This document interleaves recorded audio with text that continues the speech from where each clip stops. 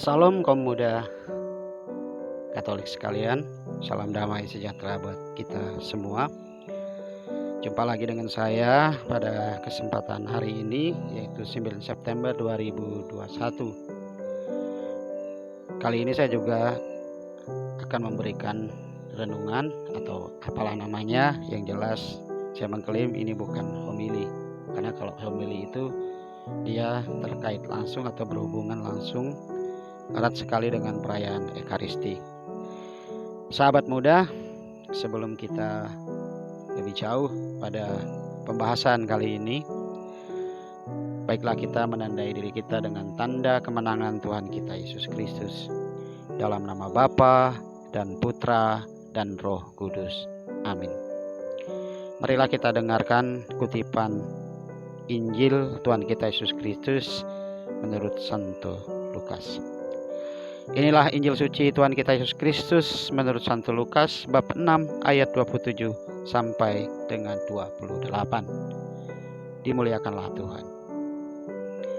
Tetapi kepadamu yang mendengarkan aku berkata, kasihilah musuhmu, berbuat baik kepada orang yang membenci kamu, mintalah berkat bagi orang yang mengutuk kamu, berdoalah bagi orang yang mencaci kamu. Demikianlah Injil suci Tuhan kita Yesus Kristus. Terpujilah Kristus.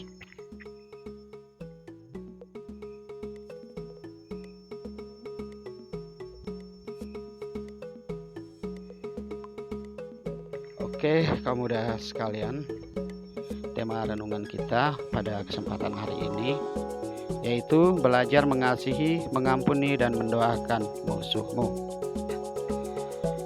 Kalau kita tilik lebih dalam bacaan Injil dari Tuhan kita Yesus Kristus tadi yang menurut Santo Lukas pada bab 6 ayat 27 sampai 28 tadi, itu mengandung 3 hal.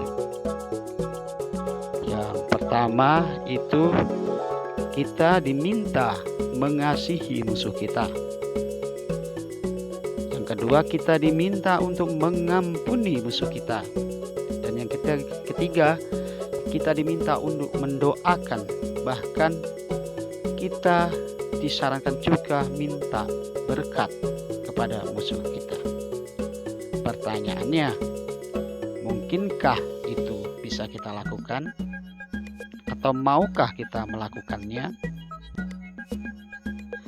Teman-teman terkasih, menurut pemikiran saya, ada beberapa hal yang mesti kita perhatikan dalam hal ini untuk bisa memenuhi kehendak Tuhan Yesus tersebut. Pertama-tama, kalau kita pahami orang yang lagi terluka, sakit hati, dan bahkan memendam rasa dendam, memang berat untuk melakukan ini.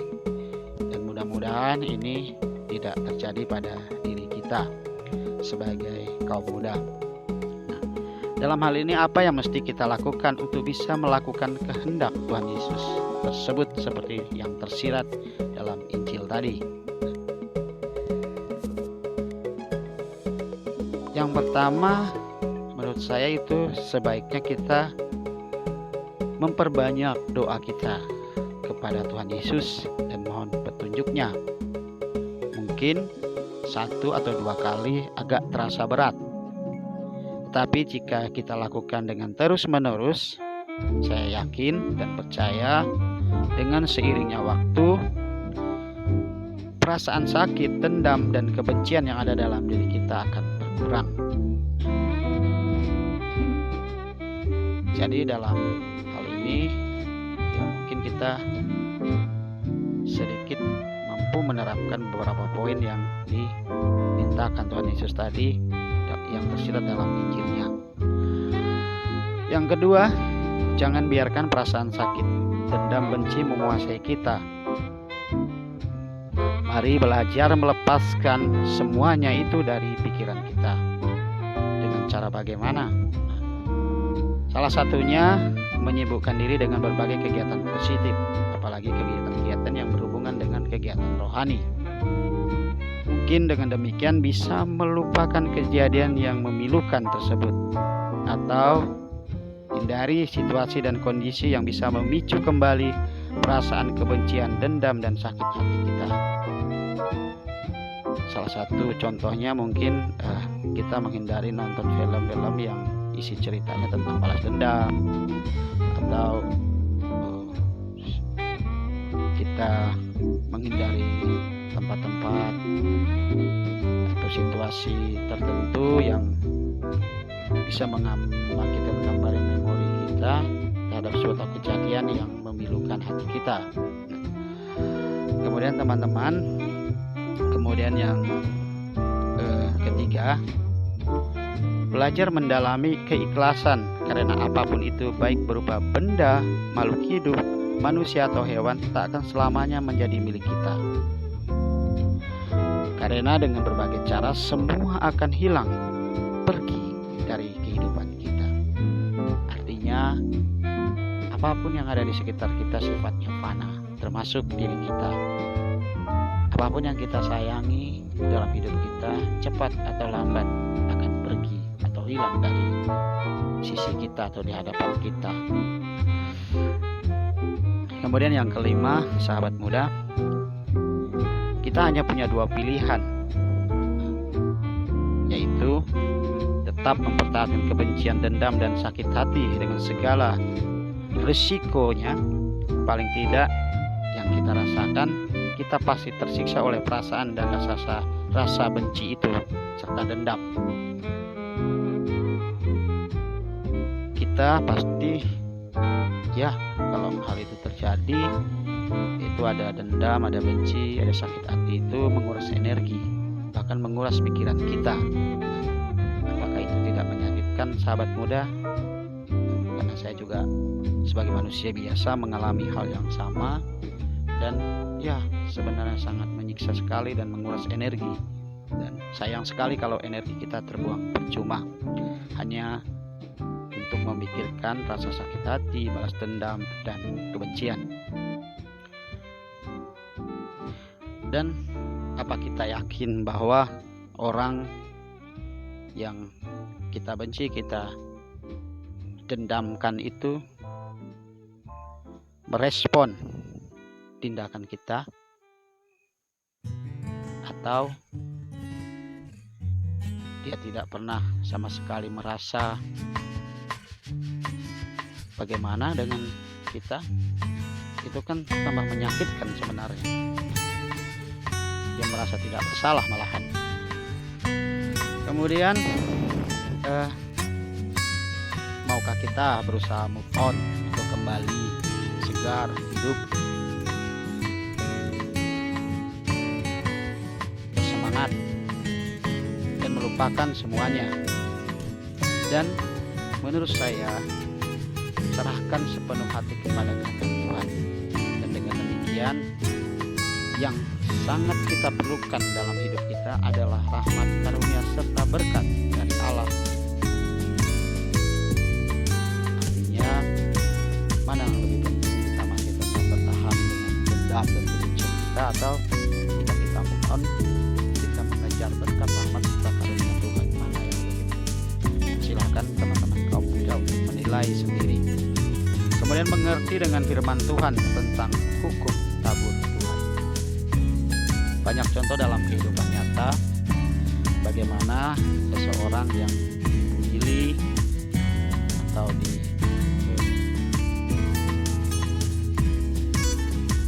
direndahkanlah atau bagaimana, atau dianiaya dan sebagaimana, dengan kepasrahannya kepada Tuhan ketika dia tidak berdaya, kemudian apa yang terjadi, mereka atau orang-orang yang melakukan hal itu justru terkena batunya.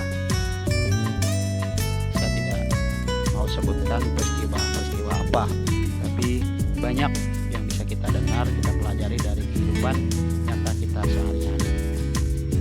Kemudian pahami juga bahwa siapapun manusia tentu pasti akan berbuat dosa dan menyakiti manusia lain. Hal ini dapat kita lakukan dengan refleksi diri, bertanya pada diri kita sebersih dan suci, apakah kita pernah atau tidakkah kita melukai hati perasaan orang lain dan membuat orang lain kehilangan sesuatu yang ia cintai. Kemudian paling tidak kita merefleksikan dengan diri kita sendiri, bagaimana rasanya jika disakiti, dianiaya, dan sebagainya. Nah, paling tidak kita memahami dan mengerti tentang hal itu, dan mudah-mudahan kita tidak melakukannya pada orang lain atau pada sesama manusia. Kemudian biasa yang menjadi persoalan kaum muda itu yang terjadi dalam kehidupan kita, yang kerap kali muncul dalam hidup kita, yang sehingga menimbulkan rasa benci, dendam, dan sakit hati, itu tidak lain biasanya adalah ketika kita tidak harmonis dengan lingkungan kita. Nah, apakah itu lingkungan dalam keluarga, lingkungan dalam pertemanan, atau hubungan kita dengan kekasih, pacar, dan bahkan hubungan kita yang tidak harmonis dengan lingkungan dalam masyarakat. Teman-teman terkasih, demikianlah renungan pada kesempatan hari ini. Semoga kita sekalian diberkati Tuhan. Dalam nama Bapa dan Putra dan Roh Kudus. Amin.